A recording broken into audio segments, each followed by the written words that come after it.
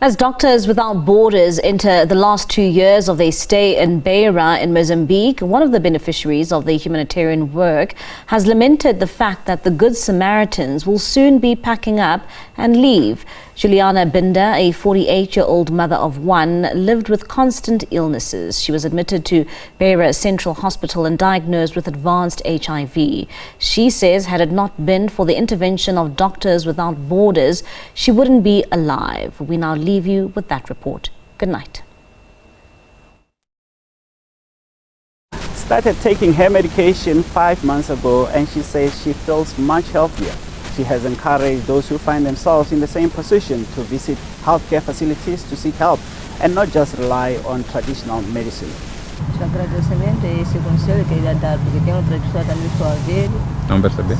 O agradecimento e o conselho é esse, porque tem também outras pessoas que têm a teimosia como eu tive, de adoecer e não participar aonde? O hospital. Só de querer nós perseguir coisas do quê? Da casa, não sei o quê.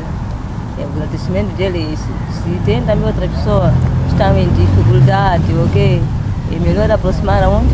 O hospital. O hospital ajuda. Well, what I can say is that to encourage people to go to the hospitals and not focus mainly on our traditions. So it's very important that if there is someone in this world living in the same situation as me, I advise to go to the hospital and not waiting things for the last time. Amen? Da tradição, desde que eu comecei a andar no hospital, nunca fui na tradição. Só estou a perseguir medical de onde? Do hospital.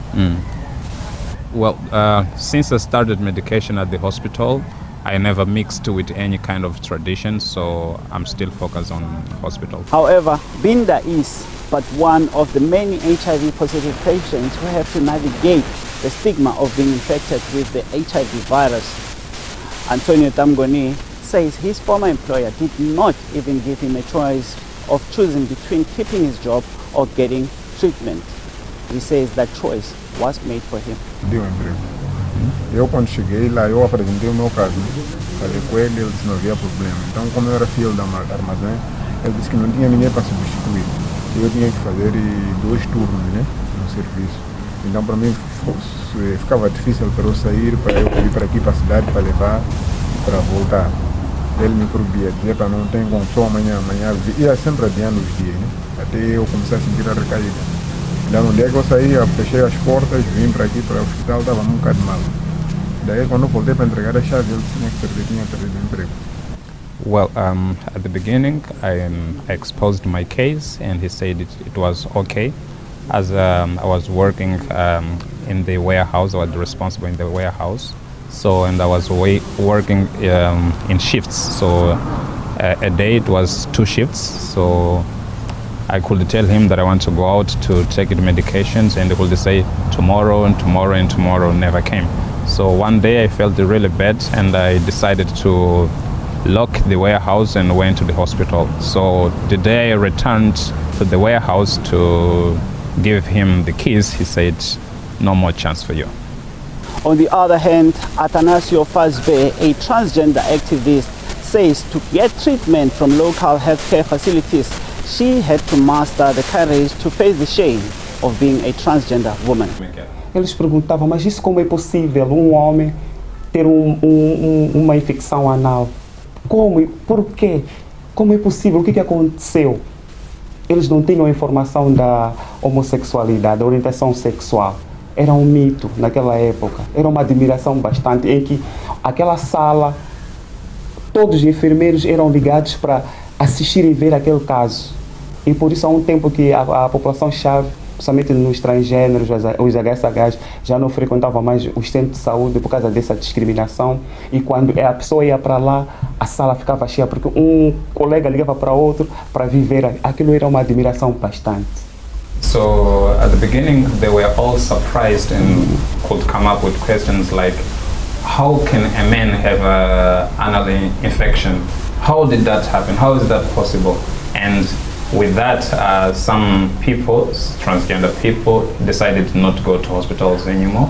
And it was like a novelty for the clinicians, because if a transgender person goes there, they could call other colleagues because it was a novelty for them, so they could all come and watch the The 41-year-old says, as a result, some of his friends who could not face the shame from clinicians stayed away from health centers and rather faced death. This is despite same-sex relations becoming legal in the country some 9 years ago. Sim, tive umas 2 trans que perderam a vida.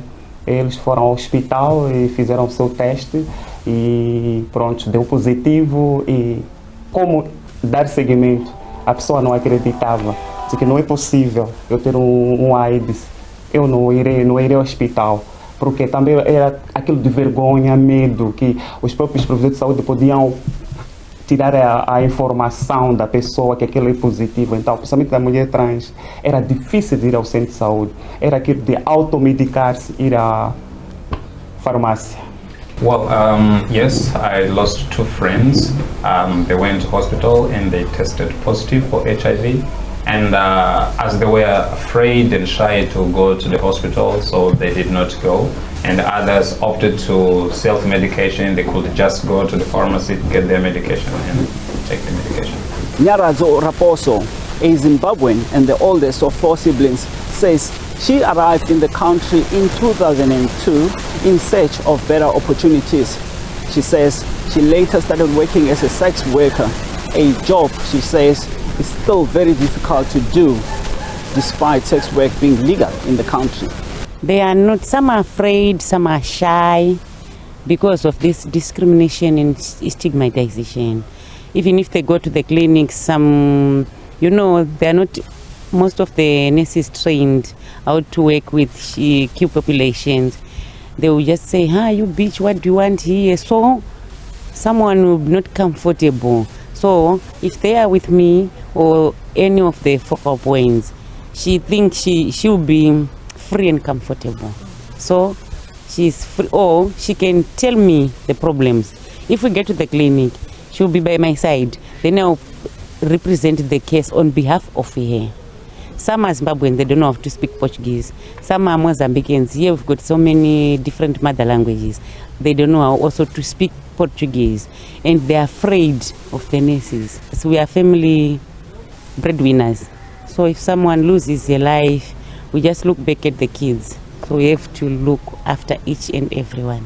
While there are some improvements, sex work also remains a challenge. We suffered. We're being beaten, being harassed by the policemen. At the clinics, we were not being attended. Even in the community, even right now, in the community, they don't accept us as sex workers. They just give us so many names, but as for us, we have to accept it so that the community have to understand that these people they are as they are, and it is a job. Just because we are able to take care of our families, taking our children to schools, even our mothers when someone is not feeling well. We are doing so many things, even in the community.